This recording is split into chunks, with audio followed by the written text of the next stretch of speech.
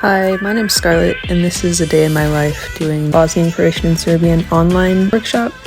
I like to get up at 9:30, usually kind of late, but open up the blinds, get ready for the day, cook some breakfast, and eat pretty quick, so I have some time to study before class. One of my favorite things about this class has been learning about how Bosnian, Croatian, and Serbian all relate to each other, and then I'll get on a Zoom link and we have a couple breaks throughout the day, but we do a lot of drills and grammar practice and dialogues throughout the day.